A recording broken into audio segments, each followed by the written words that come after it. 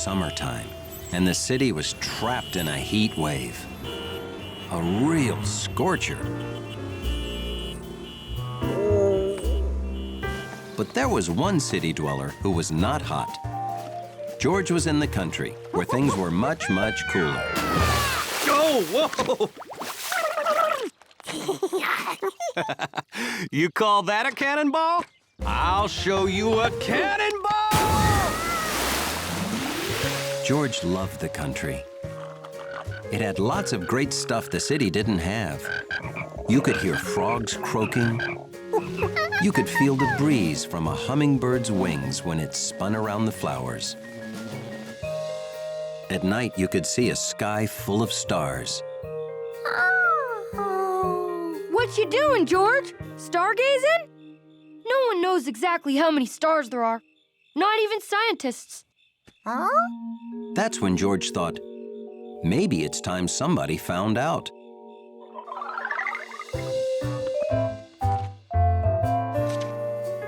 And since scientists would probably be very grateful, George decided he was just the monkey to count all the stars.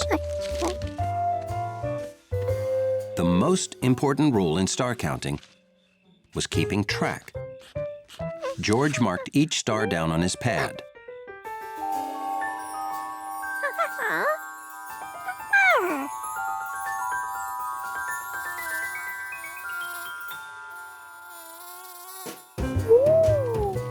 The two most important rules in star counting were knowing the difference between stars and lightning bugs and keeping track.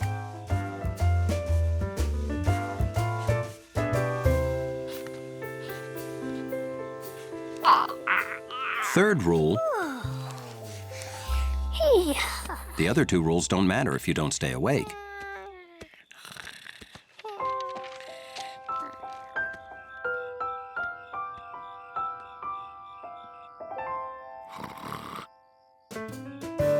Because when you come back the next night,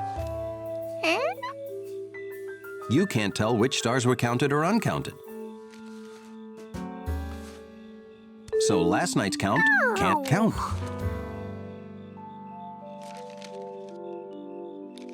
And you have to start all over.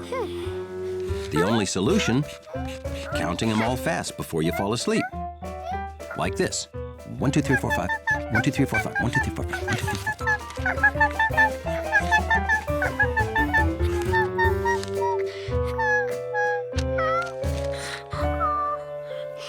But George wasn't fast enough.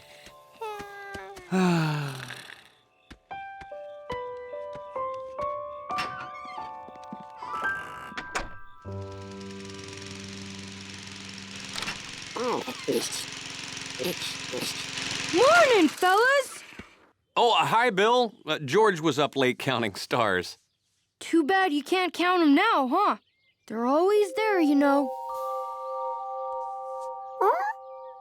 We just can't see them on account of the sun being so bright. George wasn't so sure about that. He wondered what really happened to stars during the day.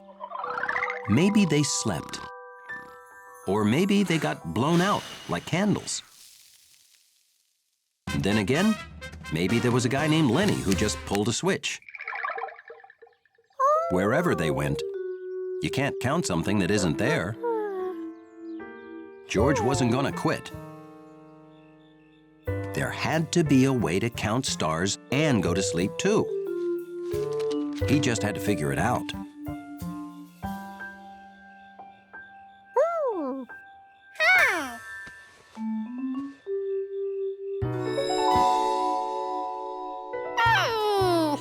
The big upside-down cap. It could be a placekeeper. He could count the stars below it until he had them all, then move to the other sides. He had a system.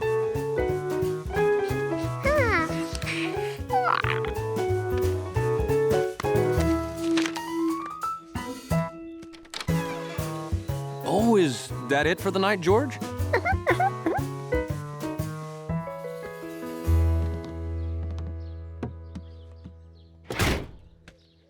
Soon, George had made real progress in star counting. And since he had a system, when they got to the city, he'd keep counting right where he left off. Well, big hot city, here we come.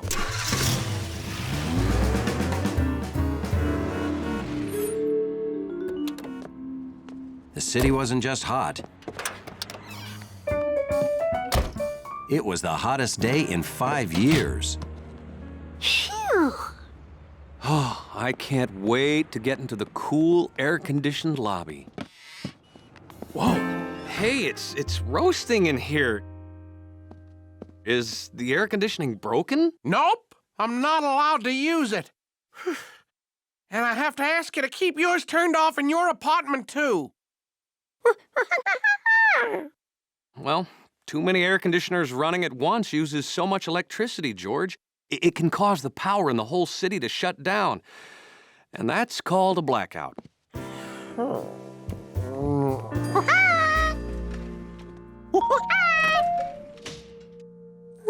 Who cared about heat when there were stars to count? Only there weren't any.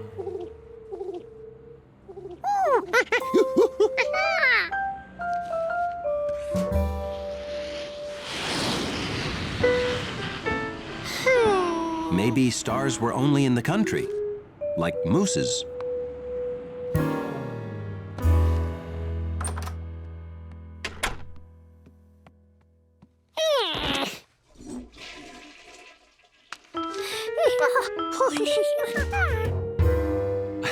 It's kind of tough counting stars in the city. They're up there, but we just can't see them. Really? It's like trying to count stars during the day. There's too much light.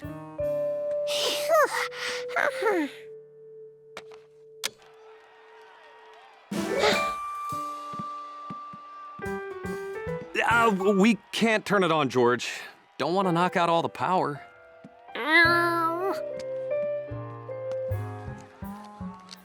At least his star counting pad was good for something.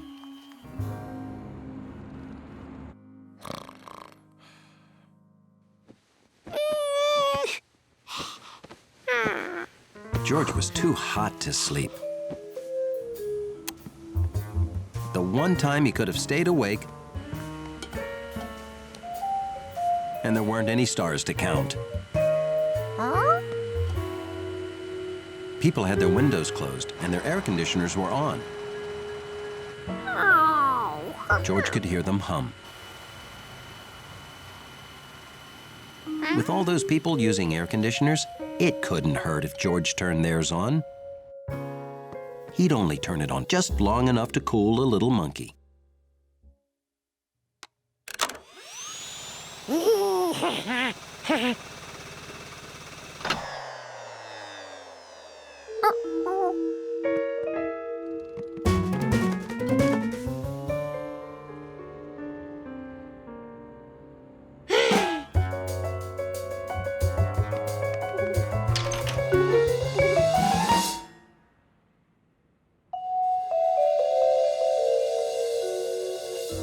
There was only one thing for a monkey to do at a time like this. Hide. George? George? The power's out.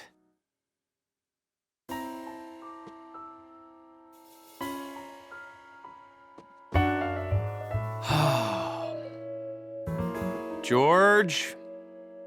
Where are you? George? You up here?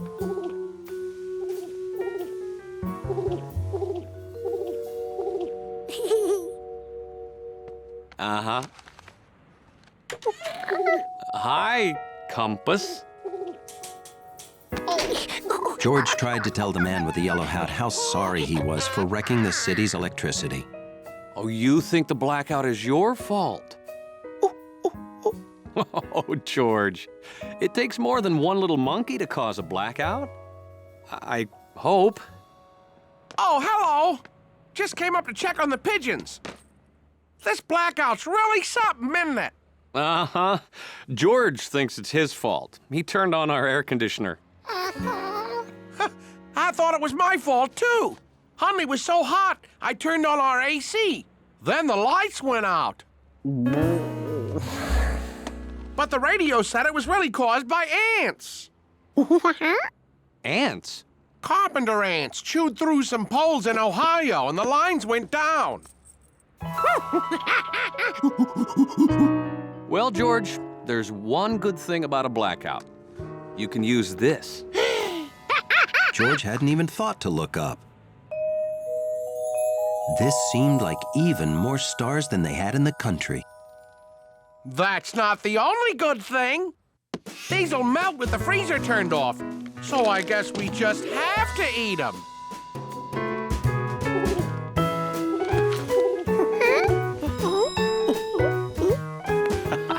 You found the Big Dipper. George settled in for a good, long, relaxing star count.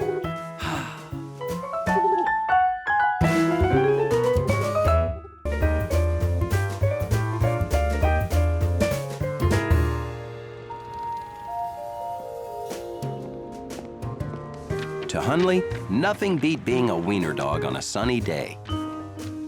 It was so much more dignified than being a sweaty, tired-looking man. Back from the marathon already? And you won a trophy? 17th place! Congratulations!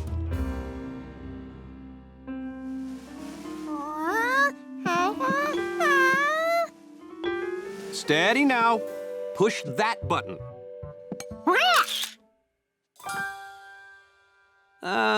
Let's put it there, next to my cow pasture sprint trophy.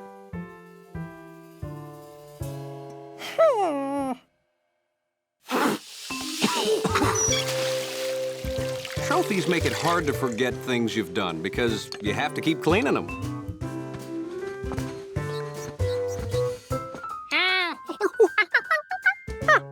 Yeah, I got that for climbing and mapping what they now call Yellow Hat Mountain. You'll win trophies someday. A trophy is a reward for doing something well. So maybe best at being a good little monkey.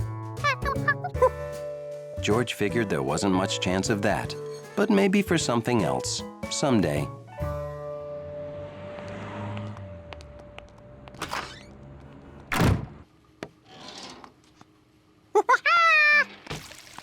Oh, hi, Giorgio. Oh, say, I've got no help today. Could you,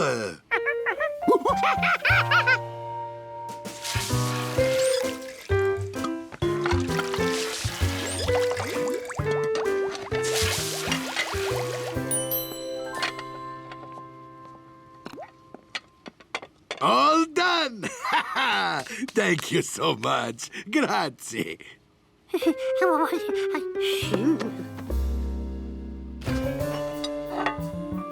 My new dessert, the ice cream gnocchi, for you, Giorgio. Consider it the Helpful Monkey Award. My thank you for a job well done. This plate of ice cream was George's first trophy. A trophy is a reward for doing something well.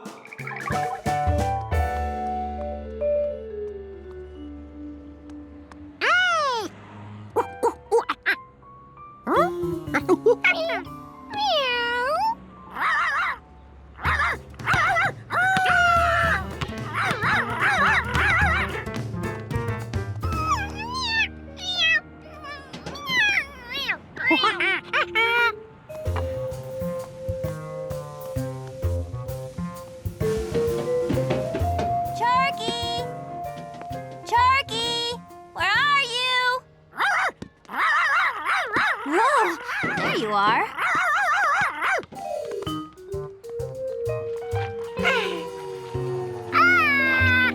Who would have done this? It's just mean to melt a guy's Helpful Monkey Award. Giorgio, what did you do? Leave your ice cream gnocchi in the sun?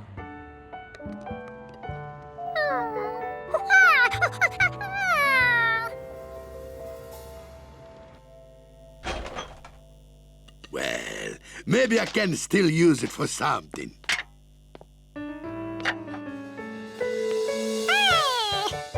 This time, don't leave it in the sun where it'll melt.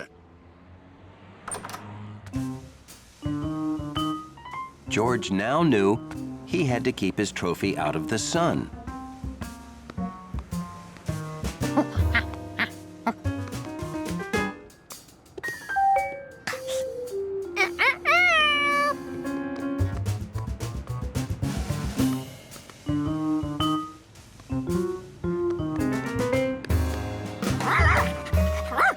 Hi, George.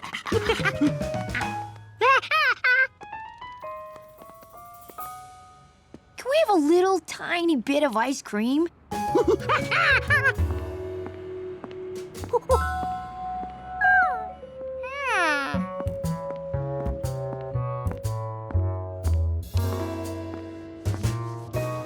Sometimes George knew he was some kind of genius.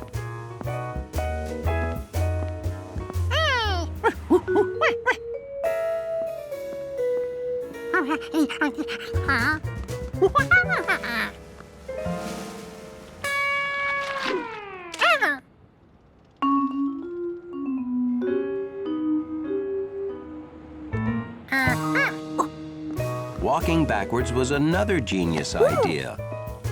Except for the whole not being able to see where you're going thing.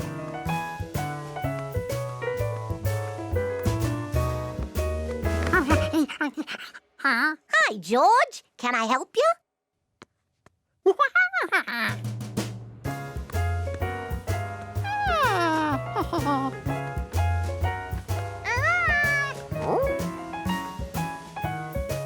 Hunley couldn't tell what George was carrying. Like anything George did, that worried him.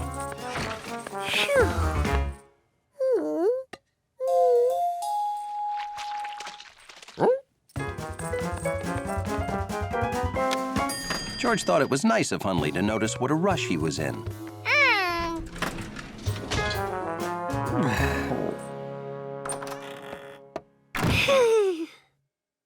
George couldn't wait to show off his unmelted trophy.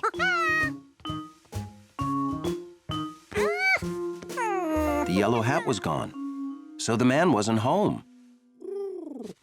George figured he'd impress Compass. Pigeons like interesting things.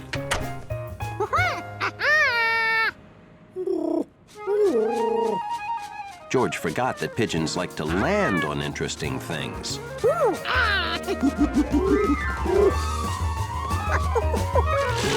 When it landed, the ice cream took on a whole new shape. It just kept changing. You dropped it? Oh, you can't drop ice cream. It splatters. That's your plate from before. It refroze. I give you a nice new one. Now remember, no sun, no dropping. Just get it home fast. He's got even more ice cream.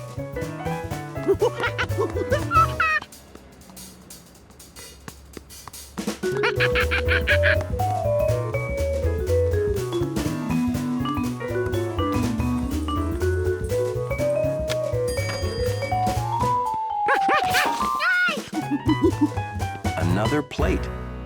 Curious.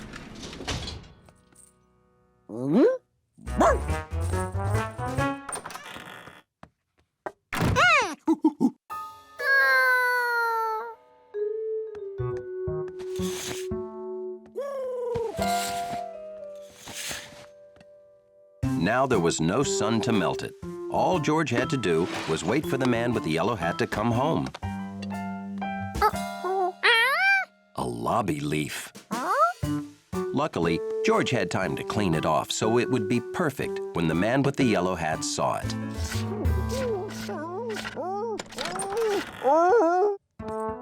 Luckily for curious Hunley, George wanted to show off his trophy.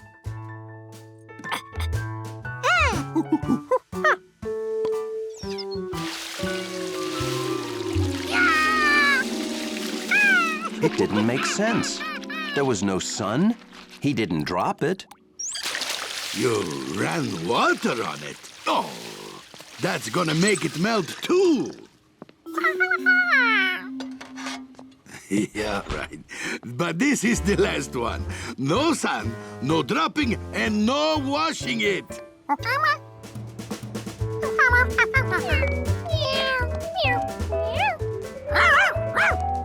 Hey! How much ice cream can one monkey eat alone?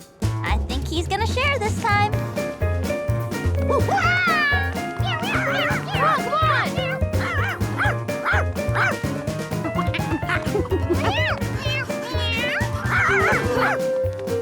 You're sure eating a lot of ice cream, George.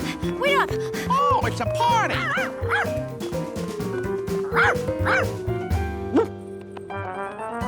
Be a good neighbor, monkey. Share. You've already had so much. Let's get him!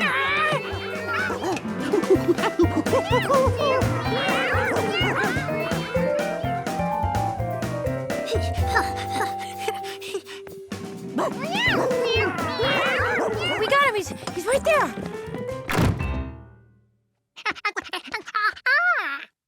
Trophies? You got that as a trophy? Well, let me get a picture.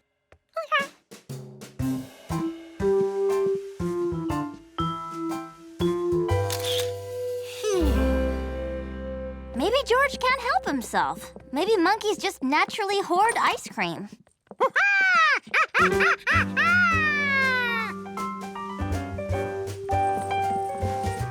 Oh boy, this looks great! When George got his first trophy, everybody was a winner.